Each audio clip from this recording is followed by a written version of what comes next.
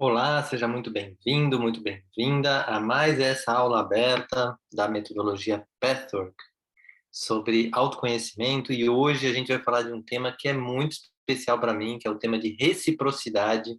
Eu falo que é especial para mim porque o tema relacionamento com base no Pathwork, de tudo que eu já estudei, é assim, o conteúdo mais completo, mais preciso, mais profundo e direto ao ponto que eu conheço. Então, a palestra de reciprocidade em si é uma palestra que eu adoro, porque ela pega esse tema que muita gente acha um pouco complicado, né? Muita gente anseia, mas não sabe muito bem os passos a dar. Então, eu adoro essa palestra. Bem-vinda, Irani, que chegou aqui agora. Boa noite.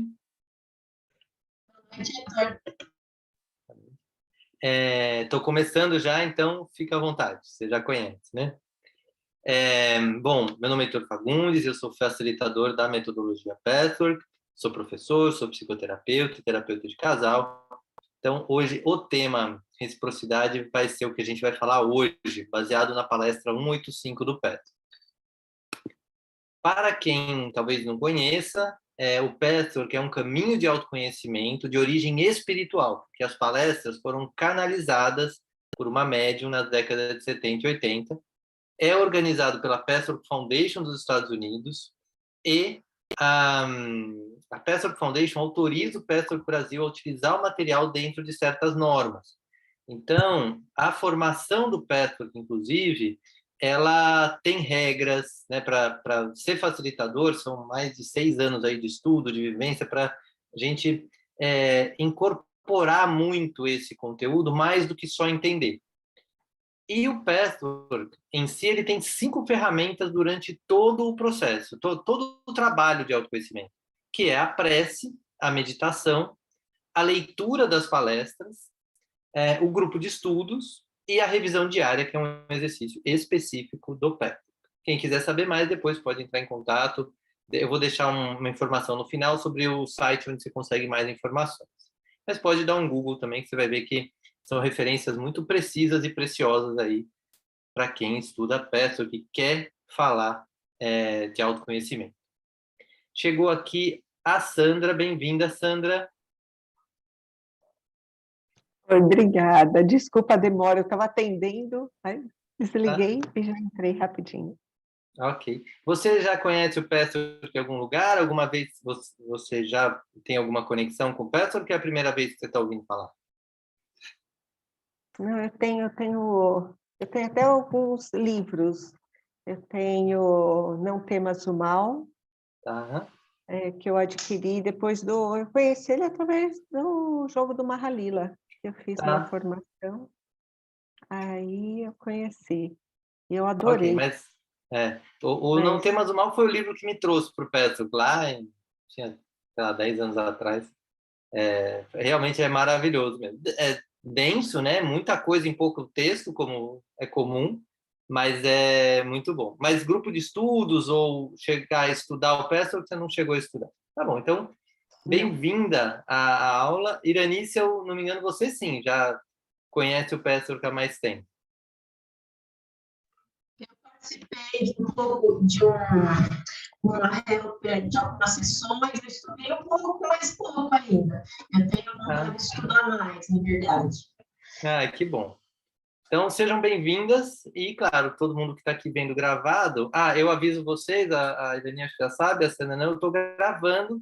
Eu gosto de fazer isso interativo, então, mas se for muito desconfortável, pode fechar a câmera, qualquer coisa assim. Mas você vai ver que os temas que a gente fala aqui são bem, apesar de profundos e tocantes, eles são bem tranquilos de serem falados. Bom, como eu estava falando, o Pessoa começa com prece. Prece e meditação são parte das ferramentas que o Pessoa usa. Então, eu gosto de começar essas aulas sempre com uma prece e uma meditação. Então, eu vou convidar vocês que estão aqui ao vivo e também você que está vendo gravado a fechar um pouco seus olhos. Se quiser, pode tirar o óculos, ficar bem confortável. Agora você não vai precisar deles para nada. Sente os seus pés no chão. Vai percebendo que você tem um apoio nesse chão, nessa realidade deste momento. Vai levando a sua atenção para os pés como um todo, os tornozelos, panturrilha e canela, tomando posse do seu corpo e sabendo que em cada célula do seu corpo existe a centelha divina, uma parte nossa que é Deus e que compõe esse corpo. Leva a sua atenção aos joelhos, coxas, quadril, costas, coluna vertebral, barriga, diafragma, peito, ombros, braços, mãos, pescoço, nuca, queixo, boca, nariz, olhos, testa, topo da cabeça. Nesse estado, respire tranquilamente, abastecendo esse corpo que você acabou de entrar em contato e tomar consciência de que ele é seu, preenchendo ele de ar e soltando o ar tranquilamente.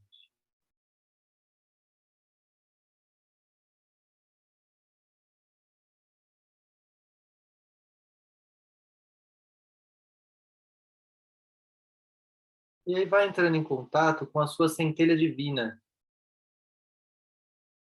que pode ser mais facilmente notada na altura do seu plexo solar, 3 dedos acima do umbigo, aproximadamente.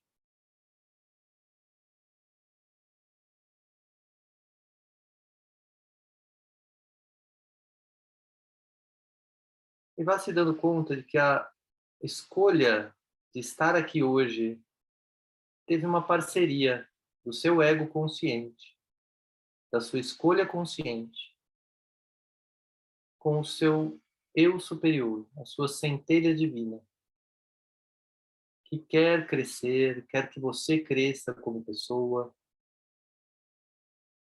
e seja cada vez mais essa centelha como um todo,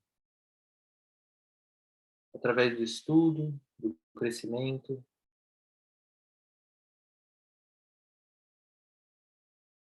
E nesse estado, cada um pode fazer uma prece ao seu anjo da guarda ou à entidade espiritual que for mais afim para você. E eu ficarei 1 minuto em silêncio enquanto cada um faz essa prece, a sua prece.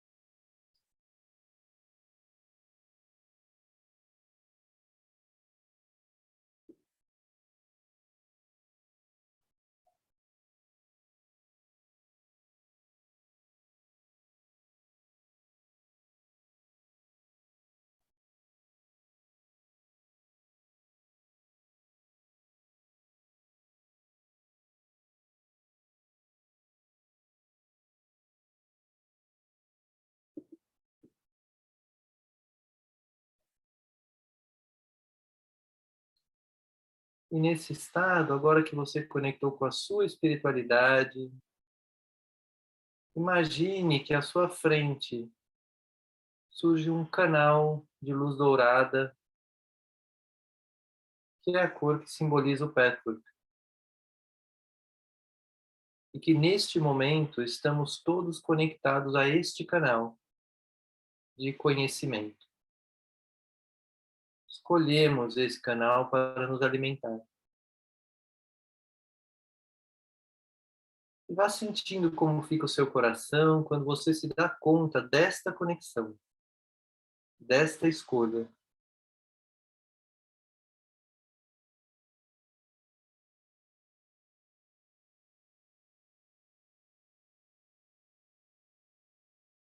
E aí vá se abrindo para que este canal influencie você da melhor forma possível. Agradecemos a toda a espiritualidade que ajudou a criar esse trabalho. E nos abrimos para receber as primeiras palavras do guia nesta palestra. Saudações, meus amigos. Bênçãos e amor para cada um de vocês. Inspire, expire.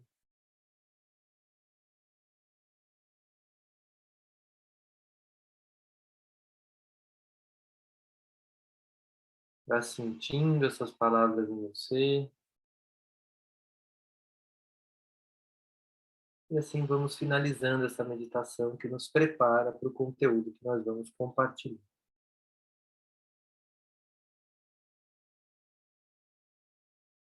Muito bem. Quem está aqui ao vivo, dá um joinha se vocês estão joinha, se a pessoa está mais ou menos, tá? Não? Tá. Ok. Então tá bom. Quem está fazendo gravado, depois quiser pôr um comentário sobre a meditação, como se sentiu, alguma dúvida, é só falar. Vamos lá. Então vamos começar com o tema, reciprocidade. Quem que pode começar lendo?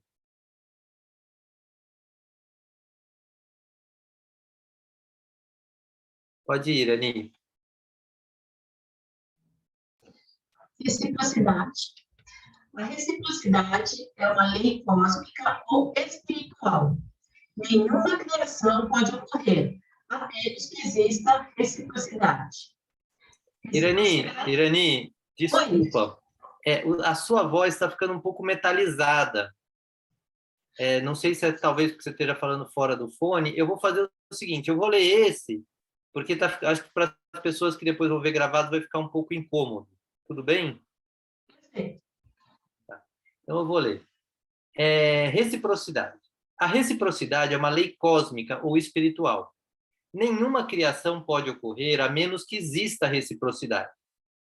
Reciprocidade significa que duas entidades ou aspectos aparentemente ou superficialmente diferentes e alheias se movem em direção uma à outra, com a finalidade de se unirem e formarem um todo abrangente.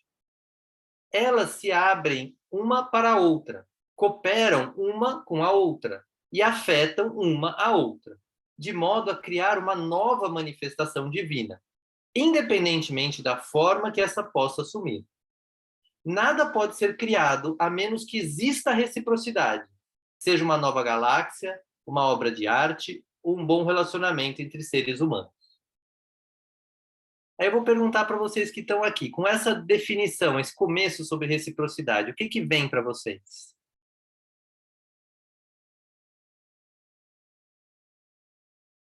O que que chama atenção? Alguma coisa chama atenção?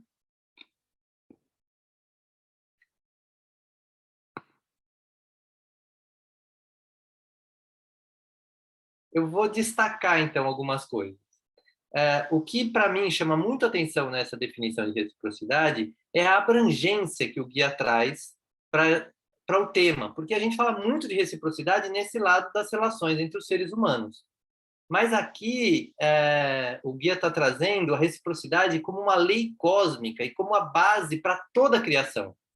Então, mesmo, para criar essa aula aqui, tive que ter reciprocidade. A gente vai falar um pouquinho mais sobre isso, mas precisou existir uma ideia de fazer essa aula e teve que ter uma reciprocidade com a ação de fazer essa aula. Então, podem ser energias diferentes, né? Entidades ou aspectos aparentemente diferentes. Então, a ideia e a execução são aspectos diferentes que, no meu caso aqui, se uniram e criaram essa aula. Mas também pode ser entre duas entidades. E isso é o que faz com que a gente comece a olhar para o tema reciprocidade com uma abrangência muito maior do que só o tema de relacionamento. Com essa explicação, com esse aprofundamento, vem alguma dúvida, algum comentário?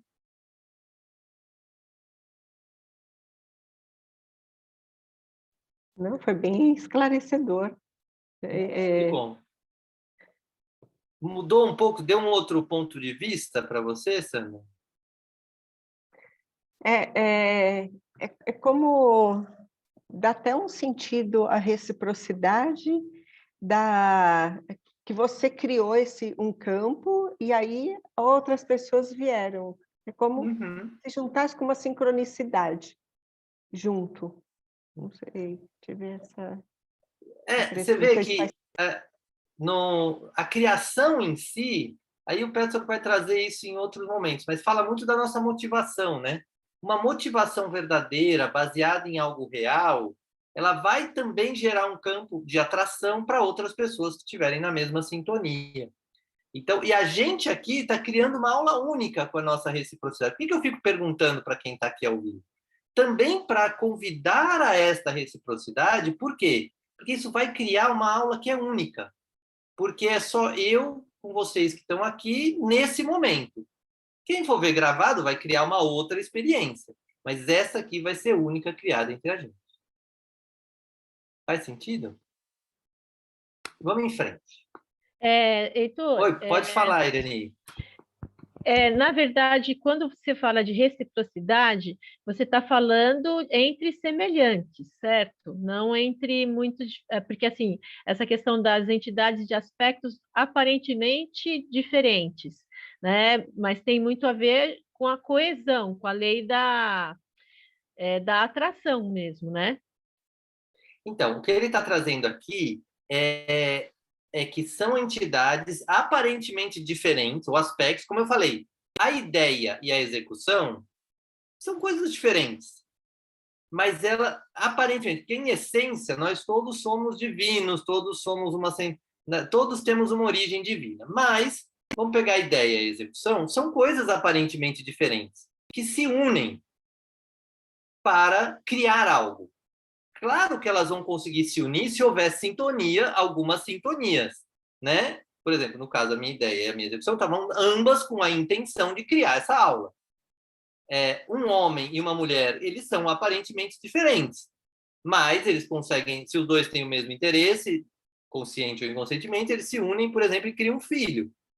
E outras coisas que cada relacionamento pode criar. Então, o que ele está trazendo aqui é que são aspectos diferentes que se unem. Por quê, se a gente for um pouco mais fundo? Porque é na diferença que cada um pode contribuir com algo. Porque aí uma avaliação minha. Se forem duas entidades exatamente iguais, o que elas vão criar junto? Como é que uma vai contribuir com a outra, se não tem nada que uma não saiba da outra? Né? Então, por isso que ele está trazendo a questão de que a reciprocidade parte de aspectos diferentes para a gente criar algo com a união dessas duas características. Eu não sei se eu respondi. Tem a ver, então, parece um pouquinho com a questão dos princípios ativo e passivo. Também. Que é o fato de que toda a criação, isso ele fala em outro momento, né, em outra palestra, de que exige uma ação e um momento de pausa. Uma ação e um momento de pausa. E eles trabalham juntos, esses princípios. E eles são diferentes. Faz sentido? Faz sentido, sim. Ok. Obrigada. Deixa eu ver se nada. Sandra, você pode ler esse segundo slide?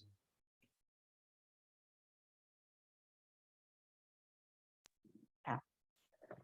A criação. Antes de mais nada, a ideia precisa ser formada na mente. Sem essa ideia, sem a inspiração criativa e a imaginação pelas quais a mente se estende além de sua consciência prévia do que já existe, nem mesmo um plano pode ser formado. Esse aspecto criativo precisa, então, se fundir com a segunda parte de duas atitudes mutuamente cooperativas, a execução. Isso implica em trabalho, esforço, perseverança, autodisciplina. A atitude criativa é uma manifestação espontânea, que flui sem restrições. A execução é um ato que se consuma pela determinação da vontade do ego. É mais mecânica, mais laboriosa e requer coerência interna e esforço. O que isso traz para você, Sandra?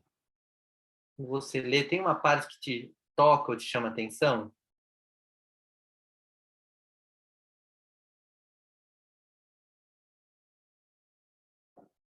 Ia falar com o microfone fechado. Tudo passa pela ideia, né? O que ele diz aqui. Tudo precisa ter uma consciência prévia para que isso possa ser manifestado. Isso te chama atenção? Isso chama atenção, que tudo vem de uma atitude criativa, que está aqui. Agora, e aí a execução é um ato que consuma pela determinação da vontade do ego. Bom, aí aqui tem o ego, que é a força que vai manifestar essa criação prévia. Vamos por partes no que você falou, porque tem uma coisa que você falou que eu quero trazer uma possibilidade, uma abertura de ponto de vista. Porque você fala que tudo tem que sair de uma ideia, e você põe assim as mãos como se as ideias tivessem que vir da cabeça. Isso é algo que hoje em dia se questiona um pouco também, porque às vezes a gente tem inspirações que vêm de lugares que não são necessariamente da cabeça. Às vezes o nosso coração pulsa numa direção e fala, nossa, eu podia criar tal coisa.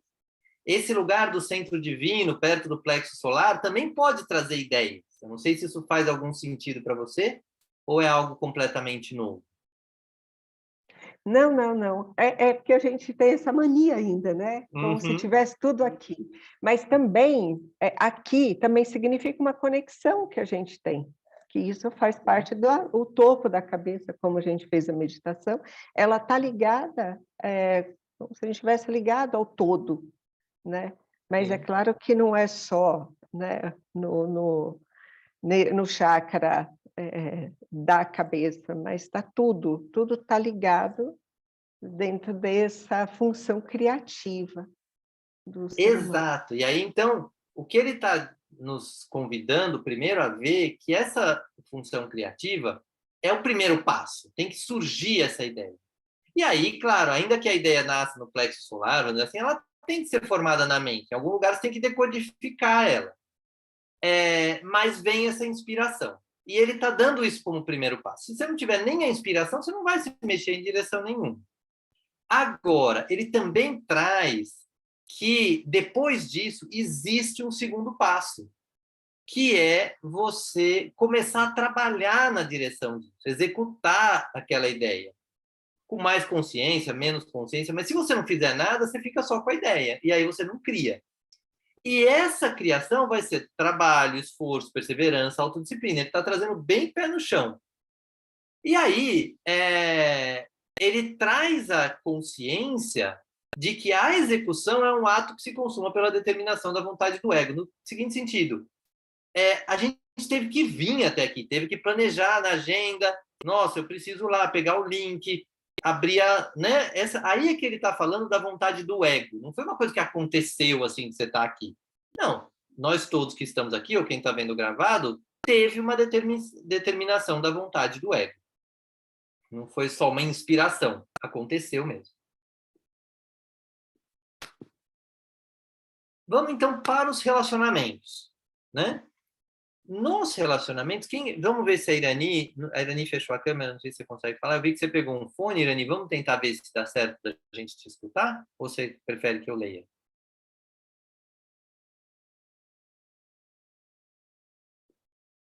Acho que talvez a Irani deu uma saidinha. Eu vou ler então. Nos relacionamentos, no geral, falta criatividade aos seres humanos por 2 motivos. Não estão dispostos a adotar a autodisciplina necessária para persistir com relação às suas ideias criativas, ou são excessivamente contraídos, tanto emocional quanto espiritualmente, para abrir seus próprios canais criativos individuais. Esse desequilíbrio é especialmente notável na área dos relacionamentos humanos. Com que frequência o ato inicial criativo, espontâneo e sem esforço ocorre reunindo 2 pessoas em atração e amor? Ainda assim, essa conexão é raramente mantida, para o que se dá toda sorte de explicações. Normalmente, o trabalho de solucionar as divergências é negligenciado e prevalece a ideia infantil de que, uma vez que o ato inicial tenha ocorrido, o eu é incapaz de determinar o curso do relacionamento. Aqui ele dá uma chamada mesmo para falar que a mesma coisa que vale para as ideias criativas de construir qualquer coisa, que vai exigir esforço, trabalho, perseverança e autodisciplina, vai ser necessário também no relacionamento. E que muitas vezes, esse começo ele fala no geral, né, que muitas vezes a pessoa fala, não, eu não sou criativo. Não é que não é criativo, é porque se eu tiver a ideia e eu for correr atrás, eu vou ter que persistir, eu vou ter que fazer ações. Então, é uma coisa assim, eu não estou disposto a adotar essa autodisciplina, que é uma possibilidade, ou a segunda possibilidade é que eu já sou tão contraído, já estou tão acuado em mim, que eu não vou correr atrás de nada mesmo, não vou nem ter ideia. Então, isso bloqueia a criatividade. E aí, nos relacionamentos humanos, acontece o quê? Parece que uma força nos une a alguém. E aí, como às vezes isso é menos consciente, fala assim, já que aconteceu assim, vai continuar acontecendo bem assim. E aí ele está dizendo, não, isso é uma ideia infantil. A reciprocidade entre 2 seres humanos vai exigir trabalho, solucionar divergências, e mesmo que tenha começado a ocorrer de uma forma maravilhosa e fluida, se não mantiver o trabalho de execução e solução de cada tema, esse relacionamento provavelmente não vai ser tão construtivo e tão criativo quanto seria possível. Sandra, eu vi que você conectou com alguma coisa aqui. Com essa explicação, o que chegou para você? É porque vem muito que os relacionamentos, né, como tem aqui no final, né, prevalece a ideia infantil, é porque tem muito medo da vulnerabilidade, né? E aí, quando você fica no medo da vulnerabilidade, de expressar quem você é, então aí você fica resistente. E aí, como é que vai fluir qualquer tipo de ideia criativa dentro da resistência? Não vai fluir nada.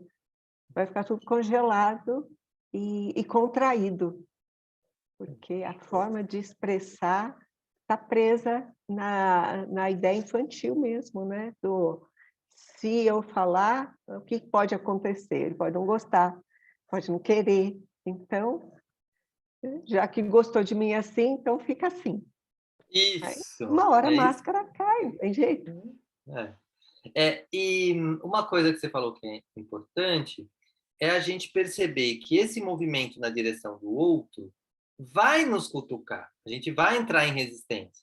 Só que uma das grandes sacadas do Pestor é que a gente trabalha as resistências, a gente não tem medo delas, a gente não julga o fato de tê-las. A gente reconhece e pode pegar cada uma e começar a trabalhar. Nossa, é em tal situação que ativa essa resistência. É tal situação que ativa essa resistência.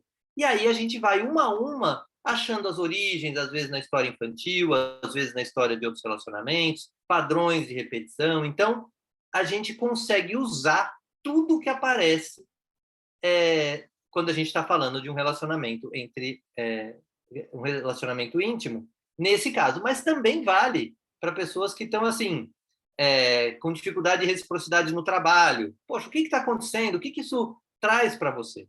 E aí é aqui que a gente vai pegando essas situações para criar um trabalho de autoconhecimento. Então, vamos em frente. Vamos ver, Irani está de volta e está de fone. Vamos ver se ficou melhor seu som, Irani? Vamos, melhorou? Parece que sim. Então vamos lá. Deixa eu pegar aqui. Estágios de reciprocidade.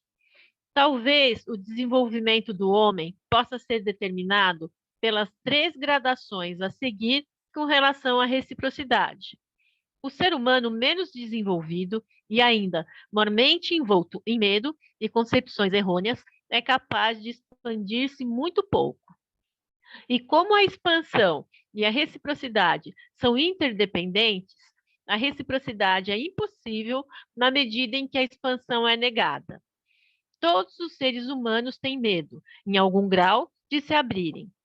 A pessoa menos desenvolvida e mais alienada da verdade em si mesma negará qualquer tipo de expansão e, portanto, qualquer reciprocidade. Isso não significa que o anseio por ela esteja eliminado. O anseio está sempre presente.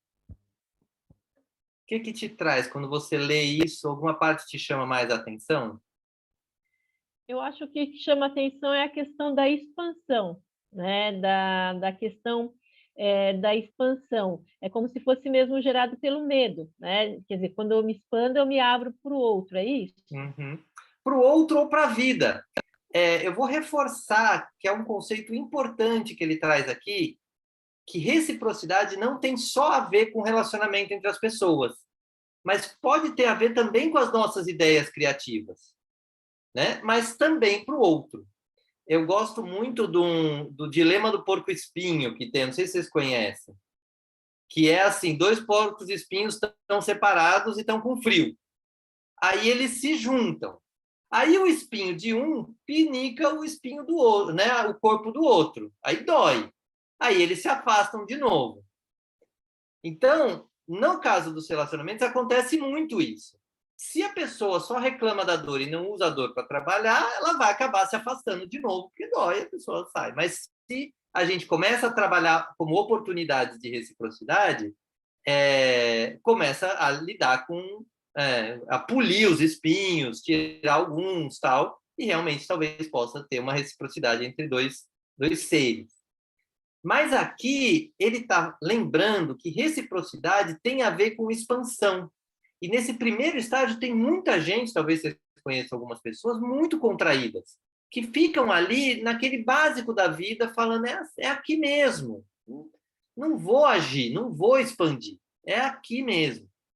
E aí você vê, eu gostei dessa foto, porque ele ainda fala assim, olha, a pessoa menos desenvolvida e mais alienada da verdade de si mesma negará qualquer tipo de expansão. Mas o anseio pela expansão está sempre presente.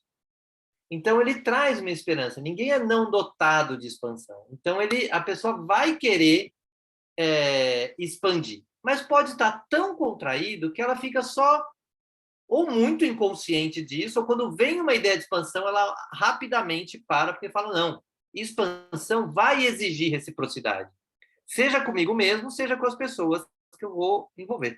Pode ser, por exemplo, criar um projeto de trabalho. Você quer expandir o seu trabalho, você vai ter que navegar por novas áreas, você vai ter que expandir o seu campo de atuação. Faz sentido que não é só nos relacionamentos, mas é o movimento de expansão que vai exigir a vontade mesmo, passar de um lugar contraído para um lugar que vai. Faz sentido e acho que é muito interessante, porque, na verdade, a gente tem, é como se fosse um movimento concorrente, né? Eles concorrem entre si, que é o desejo de fazer mais, de se abrir para a vida, de viver outras experiências, que concorre com o medo que a gente tem dessas experiências, né? Uhum. E acho que o desafio é como é que vence isso. Ah, muito bem. A gente vai trabalhar isso aqui. Mas uma das coisas que é chave é ver que muitas vezes o medo não é da experiência. Às vezes o medo é do desconforto, é da dor que eventualmente possa vir, é de coisas que podem acontecer e muitas vezes esses medos são irreais. Então, e às vezes pode acontecer mesmo e vai ser desconfortável, mas se aquele projeto, aquela expansão está ligado a algo mais conectado à sua alma, isso ele fala em outras palestras, nem esse esforço ele é doloroso, é um esforço sem esforço. O problema é que às vezes a gente investe em direções aonde só causa dor, o negócio não vai e a gente continua investindo ali, como chama? Doendo, sofrendo, sem perceber que talvez não seja aquele caminho. Isso é tema de outra palestra, mas é um tema para a gente olhar que sim tem o medo da expansão, mas às vezes não é pela expansão em si, é pelo que pode acontecer se eu expandir. Vamos em frente. O estágio 2. Sandra, você pode ler?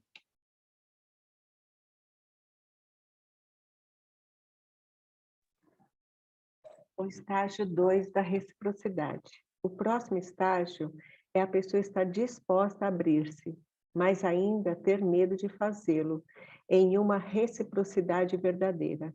A única maneira como a bem-aventurança e o prazer da expansão e da união podem ser vivenciados em situações, em uma situação fantasiada.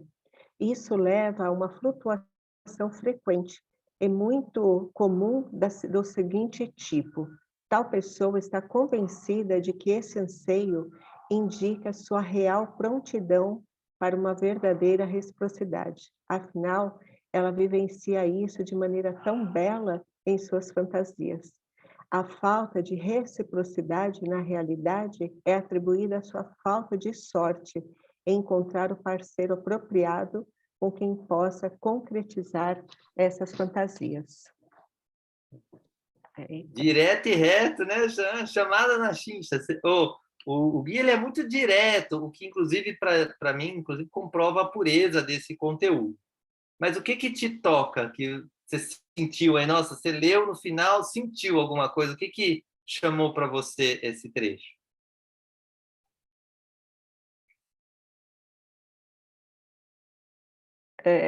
Não, porque o final, né, a reciprocidade, na realidade, é atribuída à falta de sorte.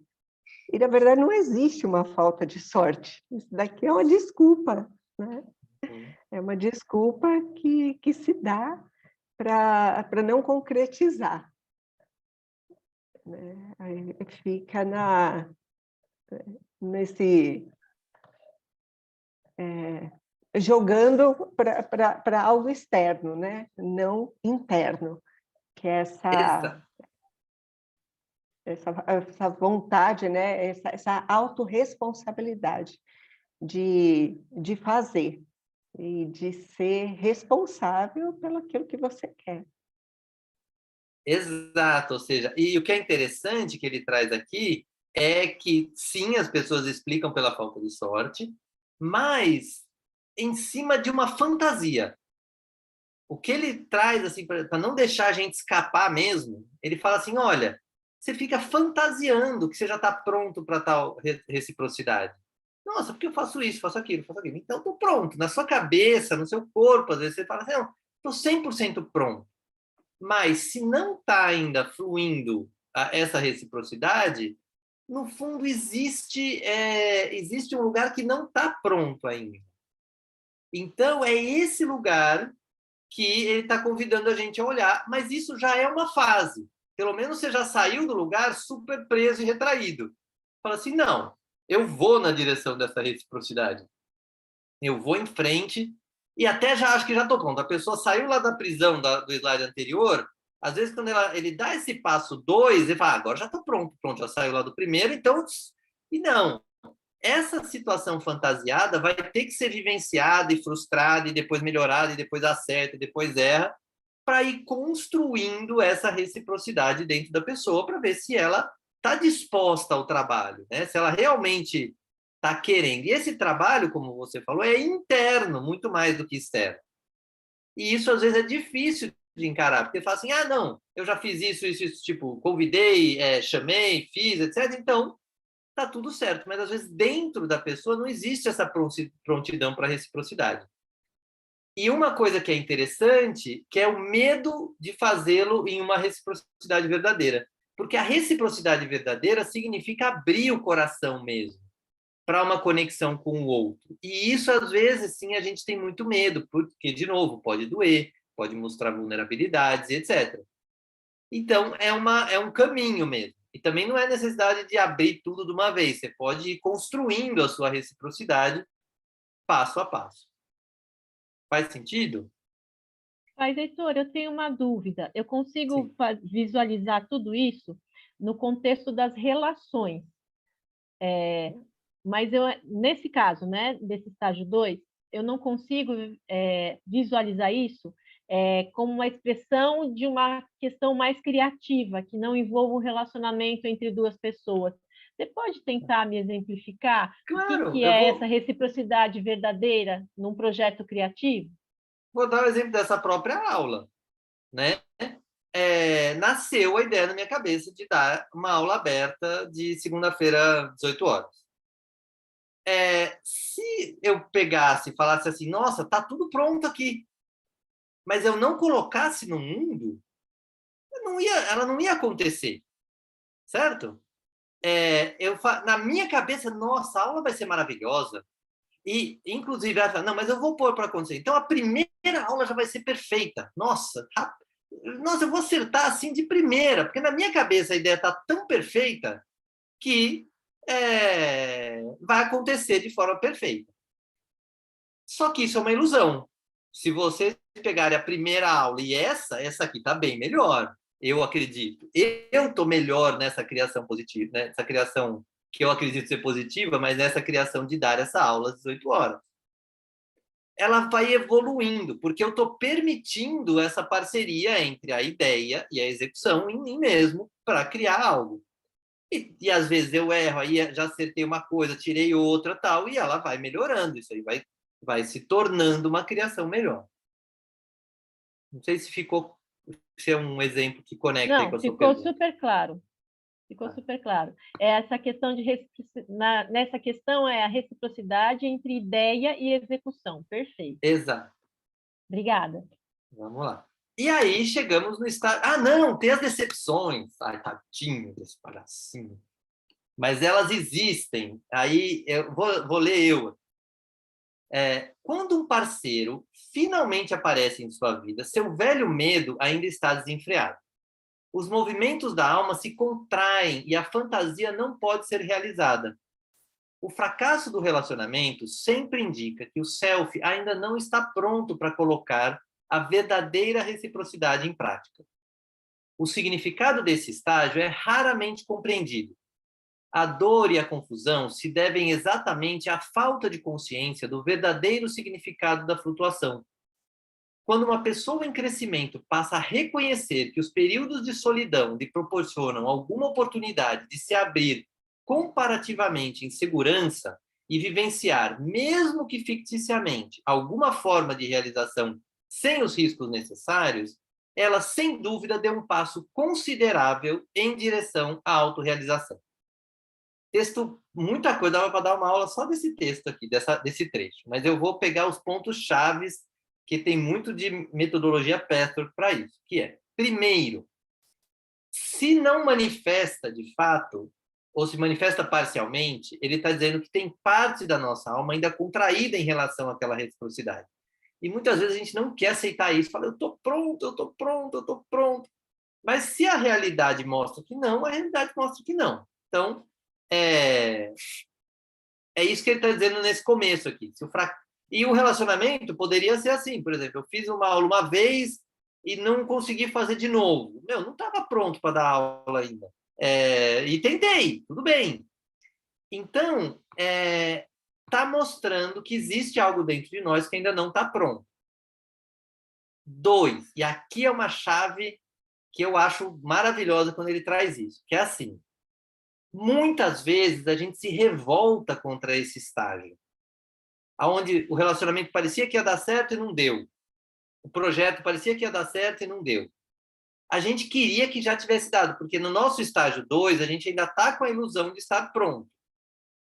Então, ele fala o seguinte, quando a gente está em crescimento, a gente começa a reconhecer que as pausas, as não realizações, nos dão tempo e nos dão ainda mais. Ele fala de forma bem da ilusão, que eu falo assim, ó, pelo menos na minha cabeça, eu já estou vivenciando isso. E quase como se eu usasse essa ilusão para preparar o meu emocional e ver se eu estou pronto mesmo. É a mesma coisa quando uma pessoa está num relacionamento que ela acha difícil. Por exemplo, ela chegou até um certo nível do relacionamento e agora chegou a hora de aprofundar, que aquele nível já deu. Às vezes, ela não quer aprofundar, ela sente muito medo. Então, só de você, às vezes, fazer um exercício de visualização. Se eu aprofundasse, como é que seria? Eu tenho medo disso, eu tenho medo daquilo, mas pode ser bom por causa disso, pode ser ruim por causa daquilo. Só isso, às vezes feito em segurança, às vezes feito na terapia, ou feito consigo mesmo, começa a dar insights para a pessoa do que dentro dela ela está temendo o próximo passo de reciprocidade. E aí é muito rico. E normalmente a gente não vê a riqueza desse período. O que traz para vocês esse complemento que eu trouxe aqui do Petrov para as decepções? Eu acho que faz sentido, porque existe entre assim, sei lá, você está indo, vamos pensar em carreira, você está indo bem na carreira e dá aquela travada e você se decepciona. Até é como se fosse um momento de recarregar as baterias, se preparar para o próximo passo, seria isso? Também, isso é um fator, com certeza. Mas ele traz, além disso, o fato de que a ilusão, o período de ilusão, também tem um lado positivo. É como se a gente já começasse a viver ficticiamente, de alguma forma, aquela realização, sem os riscos necessários. Então, isso é um aprofundamento em cima dessa vantagem que você falou. Não, eu vou viver isso mesmo e vou ver o que vai dar, teoricamente. Aí depois eu vou para a prática. É quase como uma preparação fictícia, uma simulação. Faz sentido? Faz sim. Agora sim, vamos ao terceiro estágio. Sandra, você pode ler?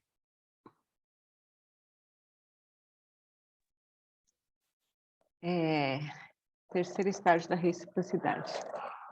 O terceiro estágio é, logicamente, a pessoa que é relativamente capaz de sustentar a verdadeira reciprocidade, não em fantasia, não somente como anseio, não em uma situação hipotética. Nem é preciso dizer que nem todos os relacionamentos estáveis que existem nesta Terra indicam a real reciprocidade. Muito poucos o fazem. A maior parte dos relacionamentos é formado com base em outras motivações, ou a motivação original da reciprocidade não pode ser mantida e foi substituída por outros motivos. O que isso te traz de algo que te toca ou de alguma dúvida? Então, me diz que os relacionamentos, na verdade, quando diz que indicam que existe essa pouca reciprocidade, as pessoas não estão juntas verdadeiramente, se mostrando, se revelando uma à outra. Isso num relacionamento que tanto faz, né? Relacionamento de trabalho, relacionamento afetivo, mas eu vejo aqui muito afetivo, que existe muito essa situação de não... E você vai levando, né? Por outros motivos, X, mas que não existe uma verdadeira revelação, né? Então, quando não tem a revelação, a reciprocidade ela não existe de fato. E aí, se não existe essa revelação, não tem crescimento. Ele fica meio estagnado e fica um relacionamento né? Se você colocar entre parceiros, é um relacionamento morno. E aí, é exatamente isso, e o que ele traz, e eu gosto muito dessa toada, como, né, terapeuta de casal também, é que assim, quando ele fala assim, nem todos os relacionamentos que existem na Terra indicam real reciprocidade, muito poucos o fazem, mas tem quem faça. Então dá para fazer. E aí, a palestra de relacionamentos é outro, que é um tema inteiro, mas como que a gente ajuda um casal a se desafiar nessa direção e descobrir quais eram as motivações que fizeram eles se unirem, porque às vezes existiam motivações reais de amor, de troca, de reciprocidade no início, e o pessoal só esqueceu de manter, ou existiam motivações que não eram genuínas e autênticas de amor e troca e reciprocidade. Foi por outras condições qualquer, às vezes por conveniência, às vezes por imaturidade, né? Por N motivações. E aí um trabalho que a gente faz muito no Petzold é quais eram e quais são as motivações para este relacionamento estar construído como ele está. Eu sempre parto do princípio que, por maior que seja a crise, se esse casal ainda está junto, existe espaço para um mergulho de um na direção do outro, que talvez precise de ajuda. Mas não necessariamente para um colar no outro, para realmente voltar a se unir, mas para ter consciência do que é possível. Então, pode ser que é só uma camada ou de preguiça, que pode ser gerenciada, limpa, transformada e as pessoas se unem, ou uma consciência de que, neste relacionamento, essas duas pessoas não conseguirão crescer mais.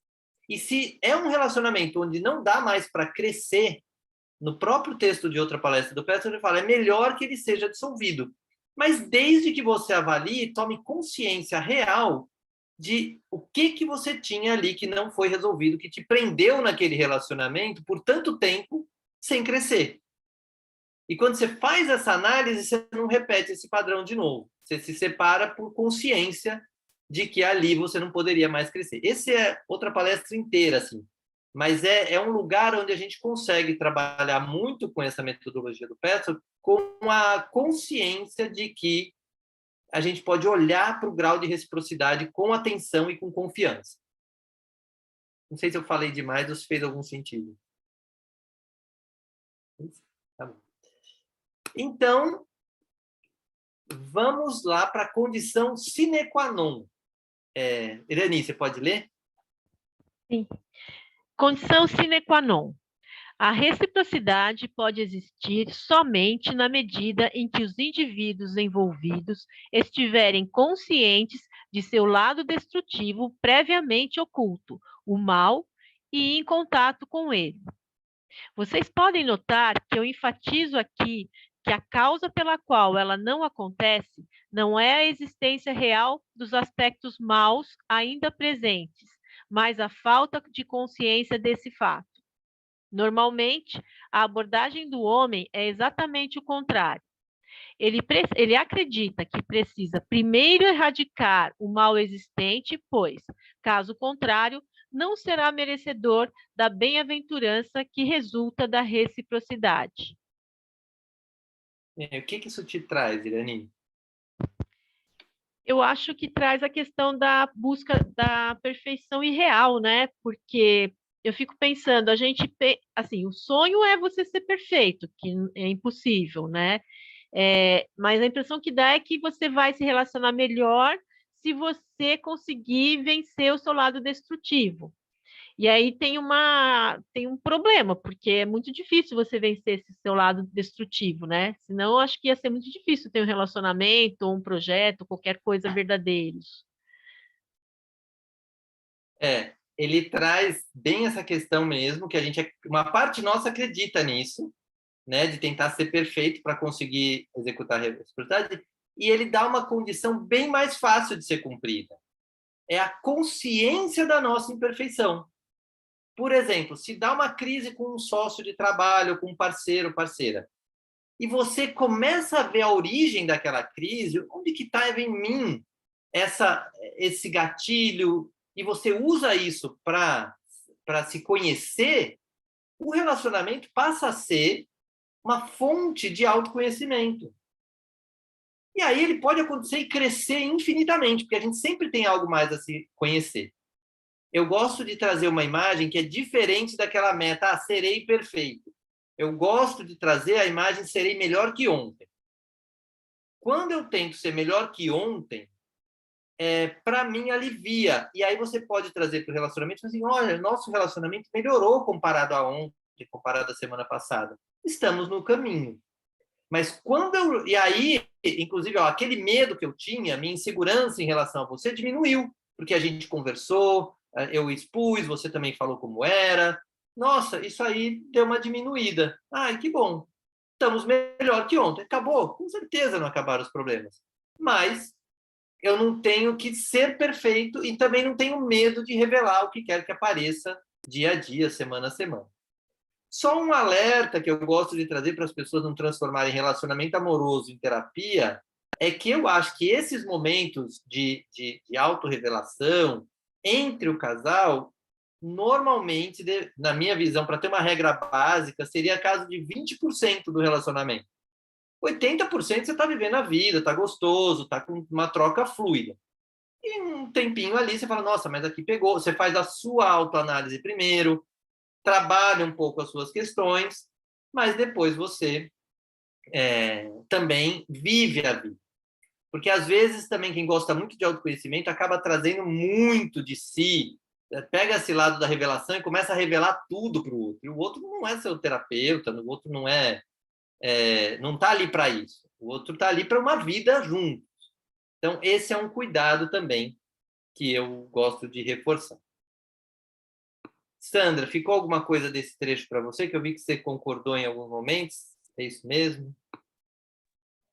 Não, eu acho que você tem razão, porque senão vira uma terapia, né? Uhum, sim. Aí vai ficar cansativo e tem que ser Exatamente. leve, né?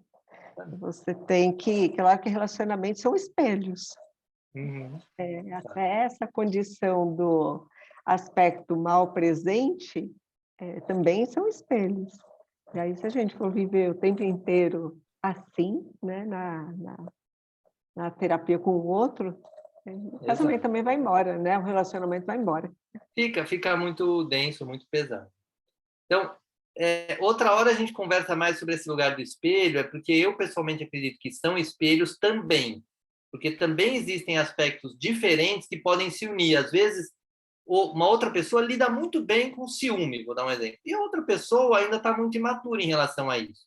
O convívio dessas duas pessoas pode também construir algo que é novo, que não é o ciúme e não é o não ciúme. Então, eu acredito que existem aspectos que são reflexos de nós mesmos, mas também podem existir aspectos que eu posso aprender o jeito do outro. É como se eu tivesse aquela qualidade em essência, mas eu não tivesse desenvolvido.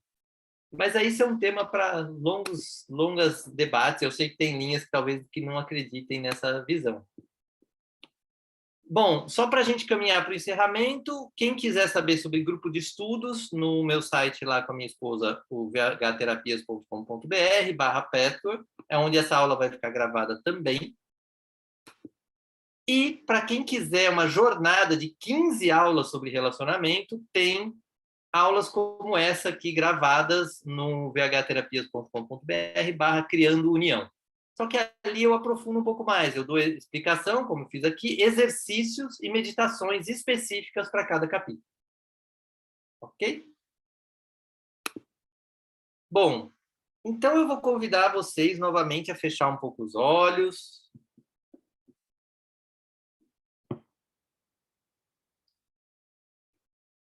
Sentir novamente seus pés no chão, seu corpo na cadeira. Se conectar novamente com aquele canal de luz dourada do começo da aula.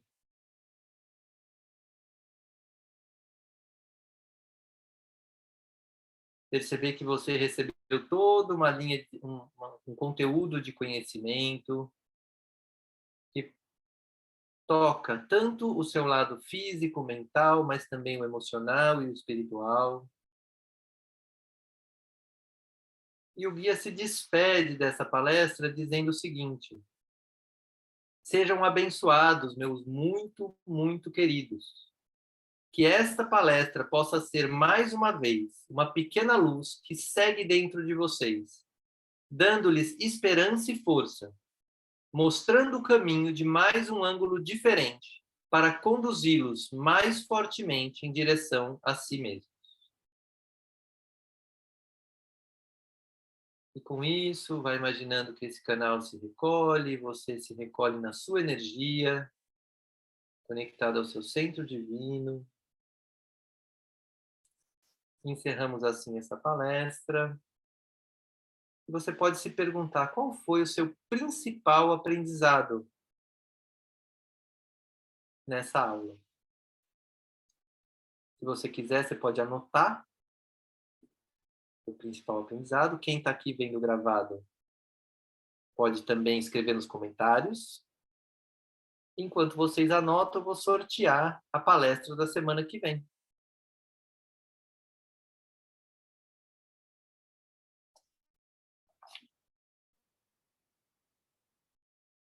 Vocês que estão aqui querem compartilhar o principal aprendizado de vocês?